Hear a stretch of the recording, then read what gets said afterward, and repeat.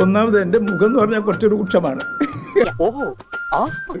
ഒരു വെപ്രാള കക്ഷിയാണെന്നൊക്കെ തോന്നും കാണുമ്പോൾ. പക്ഷേ ആ മനുഷ്യഹൃദയം കണ്ടോ, ഐസ് കട്ട പോലെ അലിഞ്ഞുപോയി. അതുകൊണ്ടായിരിക്കണം ചിലപ്പോൾ അവർ ആസിഫ് അലി വന്നു, അതുകൊണ്ടായിരിക്കണം കേട്ടോ, തീർച്ചയായിട്ടും.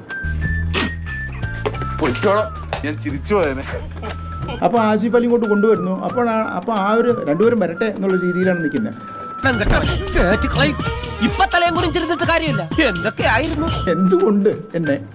എന്തുകൊണ്ട് എന്നെ മാറ്റണം, അത്രയേ ഉള്ളൂ. അത് മാറ്റി നിർത്തി കഴിഞ്ഞാൽ കാര്യമില്ല ആർക്കും. ഞാൻ ഓൾറെഡി എസ്റ്റാബ്ലിഷ്ഡ് ആണ്. എൻ്റെ അടുത്ത് വാങ്ങിച്ചു. ഇത് തന്നു കഴിഞ്ഞ് പിന്നെ ഞാൻ ജയരാജ് വിളിച്ച ആസിഫ് അലി അവിടെ ഇല്ല, പിക്ചറിൽ കാണാനില്ല. അതാണ് പ്രശ്നം. അത് ഞാൻ നെഗ്ലക്റ്റ് ചെയ്തു. ഞാൻ ആസിഫ് അലിയെ നെഗ്ലക്റ്റ് ചെയ്തത് ഞാൻ എന്നല്ലേ തോന്നുന്നു അത് കാണുമ്പോഴേ. അതാണ് സംഭവിച്ചത്. അത്ര വലിയ ബന്ധങ്ങളിലേക്ക് പോണോ ശിവൻകുട്ടി?